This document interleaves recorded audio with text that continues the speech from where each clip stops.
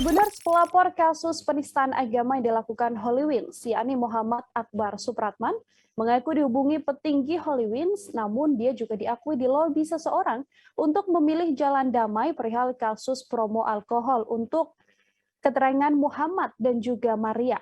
Petinggi Holy Wings itu mencoba melobinya melalui seorang kepala daerah di Indonesia yang merupakan rekannya. Namun Akbar mengaku tak mau menanggapi petinggi Holy Wings yang mencoba untuk melobinya itu. Akbar pun enggan membocorkan siapa nama petinggi Holy Wings yang menghubunginya. Akbar juga mengaku ada yang sempat menawarinya agar mau damai dalam kasus promo alkohol Holy Wings. Gubernur DKI Jakarta Anies Baswedan sendiri telah secara resmi mencabut izin usaha semua outlet perusahaan bar dan kafe Holy Wings. Hal ini dilakukan karena terbukti adanya melanggar ketentuan. Kepala Dinas Penanaman Modal dan Pelayanan Terpadu Satu Pintu Provinsi DKI Jakarta mengatakan seluruh outlet Holy Wings di Jakarta berjumlah 12 tempat telah ditutup.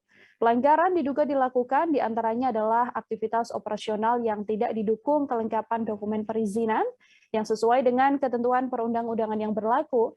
Kemudian adanya penyalahgunaan izin di mana perizinan dan pelaksanaannya tak sesuai dengan kegiatan operasional.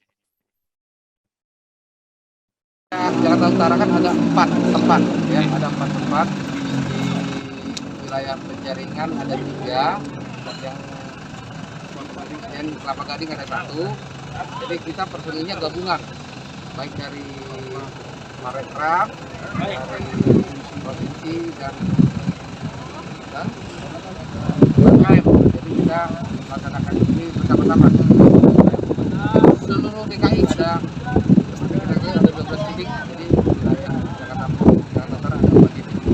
Untuk personilnya ada dikerahkan berapa? Jakarta Utara, Pak. Di Jakarta Utara. Wilayah Jakarta Utara tiap titik kurang lebih antara 30 sampai 50%. Bang, untuk ini penutupan ini dengan menempel spanduk atau ada hal-hal lain ini, Bang? Ya, kita tempel spanduk dan stiker.